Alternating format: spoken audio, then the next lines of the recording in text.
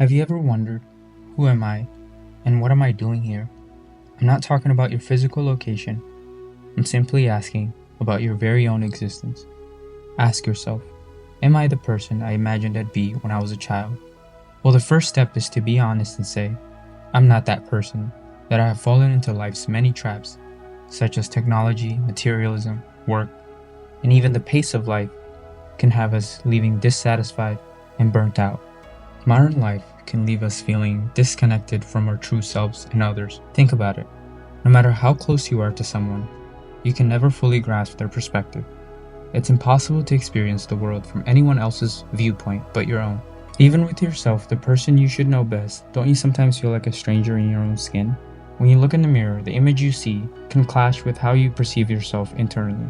Ralph Emerson once said, "To be yourself in a world that is constantly trying to make you something else is the greatest accomplishment." Just the other day, I was reflecting on how school teaches us everything we need to live a structured life, but doesn't really teach us anything about self-discovery. It doesn't discuss the purpose of life or how to find authenticity so you can be your true self. But then again, school can't teach a journey like self-discovery because it's a path that you need to walk alone. During an existential crisis, you might put a professional face on at work, masking your true feelings when you feel like being anything but polite or productive.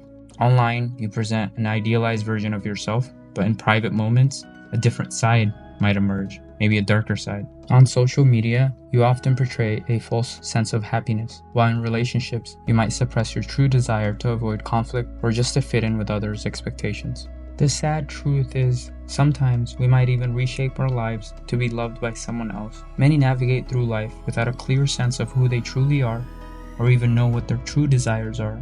We simply live day in, day out, one day waking up and regretting 10, 20 years that we've wasted by not being present or not being intentional. A good reminder is a quote by Eckhart Tolle when he said, "When you lose touch with yourself, you lose yourself in this world." Living in accordance with your true self can be challenging, especially when you're still discovering what that true self wants. Self-discovery is a personal journey. There are no universal tips or tricks, only you can carve that path for yourself. I would say start listening to yourself, finding ways to connect with your inner thoughts. Then try the different practices that are out there: mindfulness, meditation, therapy, spending time in nature. These approaches encourage people to slow down, reflect, and reconnect with their inner selves, allowing them to rediscover their authentic values, passion, and identities. Start by asking some reflective questions. These questions can be complex and overwhelming. Ask yourself, what do I like about myself? What are my behavior patterns? What situation makes me uncomfortable? Where do I feel safe and loved? It's important to remember that self-discovery is gradual. Just as you wouldn't know every detail about a friend after one meeting, don't expect to fully understand yourself immediately. Embrace the journey of self-exploration. Your true self isn't a fixed entity, but a constantly evolving process. Our sense of self can shift over time. The self you think you are may be different from how others see you. Again, self-discovery is a lifelong journey, one that adds depth and meaning to our lives. Even with the ones that say that they are very familiar with themselves, I would challenge them and say that there will always be new aspects to explore. Embrace the stranger within, and you might find a sense of peace and joy.